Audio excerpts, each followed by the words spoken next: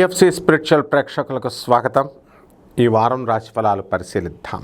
ఓం అరుణాం కరుణాతరంగితాక్షిం ధృతపాశాం కుశపుష్పబాణచాపాం అణిమాదిభిరావృతాం మయూకైః అహమిచ్చే విభావయే భవానీం శ్రీవిద్యాం శాంతమూర్తిం సకలసురనుతాం సర్వసంపత్ప్రదాత్రీం సకుంకుమ విలేపనామణికచుంబికస్తూరికాం సమందహసితేక్షణాం శశరజాపపాశాం కుశాం అశేషజనమోహినీ మరణమాల్యభూషోజ్వలాం జపా కుస్మభాసురాం జపవిదౌ స్మరేతంబికాం.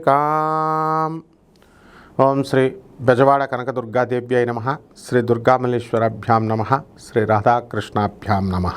మనకి ఈ వారంలో ఉండేటటువంటి గ్రహ స్థితిగతులు ఏ విధంగా ఉంటాయో మనం చూద్దాం. ముందుగా బుధుడు మనకి జూన్ 22వ తేదీ 2026 సంవత్సరం వరకు కూడా మిథున రాశిలో ఉంటాడు. అలాగే మరి జూలై 4 తర్వాత నుంచి శుక్రుడు సింహరాశిలోకి వచ్చేసాడు.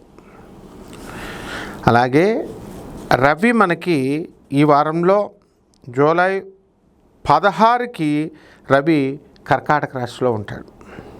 అలాగే కుజుడు ఆగస్టు 2 వరకు కూడా వృషభ రాశిలో ఉండడం అనేటటువంటిది జరుగుతుంది. ఇక శని వక్రించి జూలై 27 నుంచి వక్రించి మీనరాశిలోకి వస్తాడు. అలాగే రాహు కుంభరాశి, కేతు సింహరాశి.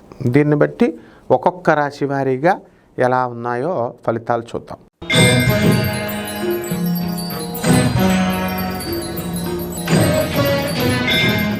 తులారాశి.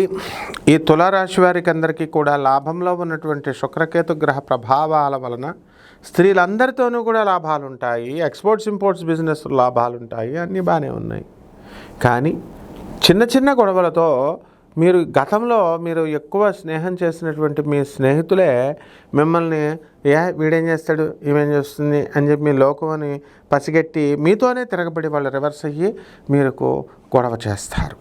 అందువలన మిమ్మల్ని ఎదిరిస్తారు. దాంతో మనస్తాపం అనేటటువంటిది మీరు పొందినప్పటికీ కూడా ప్రయోజనం ఏం లేదు.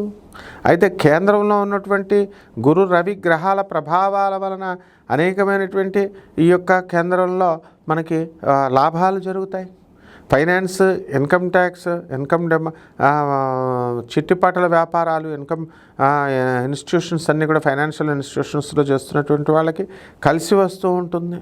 అలాగే విద్యార్థులు కూడా బ్రహ్మాండమైనటువంటి చదువు మీరు చదువుతారు. భాగ్యంలో ఉన్నటువంటి బుధగ్రహ ప్రభావం వలన విద్యార్థులు చదువులో ముందంజడం వేయడమే కాకుండా ప్రభుత్వ సంబంధమైనటువంటి ఉద్యోగాలు మీరు సంపాదించడానికి అవకాశాలు ఉంటాయి. చర్మ వ్యాధులు అనేటటువంటి మీకు రావడానికి అవకాశాలు ఉంటాయి. ఇక్కడ ముఖ్యంగా ఏంటంటే మీరు ఏమండి మేము చాలా లిమిటెడ్గా ఉన్నామండి అంటే వాళ్ళే వచ్చేసేవారండి అంటే వచ్చేసినా సరే మీరు ఎందుకు స్నేహం చేశారు, వాళ్ళు మీకు రివర్స్ అయ్యారు. అలాగే మీ తల్లిదండ్రులు ఉన్నారు, వాళ్ళు చేసిన పిచ్చి పనులు వెళ్ళి తాగేసి మీ ఆస్తులన్నీ కూడా బ్రోకర్ గాడికి రాసేసి ఇవన్నీ రక్షించుకోవడం కోసం మీరు కోర్టులకు వెళ్ళి మీ కుటుంబ సభ్యులంతా కూడా మళ్ళీ మీకు వచ్చిన ఆస్తి మీద వాళ్ళు కన్నేసి ఉంచడం, ఇలా అనేక రకమైనటువంటి డబ్బు పోయే దరిద్రం పట్టుకునే అన్న విధంగా కోర్టు విషయాలై ఆస్తి విషయాలై ఈ యొక్క తులారాశి వారికి ఉండడం జరిగింది. పరిహారాలు ఏం చేసుకోవాలి మరి అంటే చక్కగా ఈ యొక్క రాహు బాగుండలేదు కాబట్టి రాహు జపం చేసుకోవాలి, రాహు స్తోత్రాలు చదవాలి, దుర్గాదేవి యొక్క ఆరాధన చేయాలి, నాగేంద్రుడికి పళని వెళ్ళి సుబ్రహ్మణ్యేశ్వర స్వామి వారి యొక్క దర్శనం చేసుకోవాలి. అలాగే ముఖ్యంగా మీరు ఇల్లు కట్టేటప్పుడు అన్ని చెట్లను పడగొట్టేస్తారు కాబట్టి మర్రి చెట్టును పెంచుకోవాల్సినటువంటి అవసరం ఉంది. అప్పుడు మాత్రమే మీకు ధనం కలిసి వస్తుంది, లేకపోతే రాదు. శుభమస్తు.